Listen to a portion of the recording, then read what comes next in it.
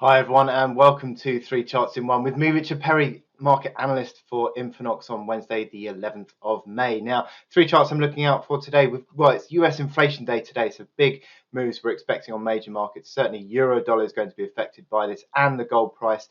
And I'm also going to be looking at the DAX as well today. So let's get straight into it. Well, what we have seen just in the past sort of 8-9 sessions is that euro dollar has been consolidating sideways. This support that's come in at 104.70 has held throughout this time, and it's just consolidated sideways. Little slight ticks higher, arguably, in Friday and Monday, but yesterday just slightly moving lower.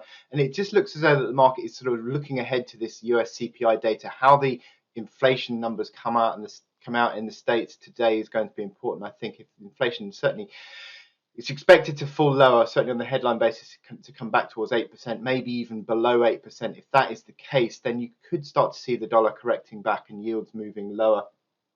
And that would help euro dollar to come higher. But just for now, certainly technically, we're just holding ground, I think. And essentially, if you just go back, you can see how far we've gone to the downside. It is just consolidating this move to the downside. And if you go out to the weekly chart, you can see the importance of this, because if you go to break this support that we've got at 104.70, that opens 103.25 is the next level, and that is just basically there for parity. So we're looking at that, but I think just at the moment we're just biding time on this euro dollar chart, waiting for this inflation data. The resistance overhead 106.35, that's key because it would complete a base pattern, but it's not the bias that I'm looking out for at the moment. I'm still thinking there's an ongoing dollar strength at the moment, but just for now, the resistance is still holding overhead 106 big figure area, 106.35, but essentially just consolidating in front of this US inflation. So moving on to the gold chart, again, US dollar strengthening has been pulling the gold price lower, and you can see that run over the last 3 weeks, and it actually broke down below 1850 yesterday. I've been sort of recording a couple of videos this week and talking about how gold was going to be sort of looking ahead to the US inflation number. Well, that 1850 level held on Monday pretty much to the tick, rallied yesterday early morning, but then fell sharply into the late part of the session, and breaking obviously that support 1850 now means this primary uptrend, and this is a really important level, because you just go back here, actually go onto the weekly chart, goes back to 2019, 3 years of primary uptrend is set to be tested here.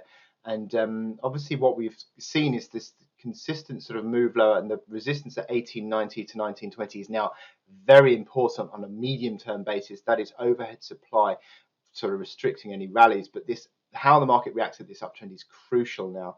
And as the market just comes back towards the low 1800s, so reaction to the US inflation data will be key, I think, today. And finally, moving on to the DAX. Well, what we've seen in the DAX is this sort of run lower of lower highs and lower lows okay, just go at one more level. You can see that since the turn of the year, that's where it peaked, and it started to fall away. But the rally in the wake of the Ukraine war has now just settled into this run of lower highs, lower lows, little downtrend channel. It hit the downtrend channel the other day and rallied off that. We can see the negative configuration on momentum. Any time a rally gets towards 50, it falls over. Selling opportunity, lower highs, lower lows. So anything around this downtrend, and also the moving averages as a gauge as well. That's 55 and 21 day moving averages there. It certainly looks as though what we've got at the moment is a little basis of resistance that comes in overhead around 700 area. That's been restrictive over the last couple of sessions, but if you see a move above that, you could see a move back towards the top of the channel again. But essentially, rallies are a chance to sell still on this, and any equity markets pretty much, as as equity markets continue to fall. You've got the support. Go back on that 4-hour chart. The support comes in at 13,270 on this chart. So that's the key level to the downside, but essentially still looking to sell into strength on equities. So I wish you good luck in your trading today, and I will speak to you again next time. Thank you very much.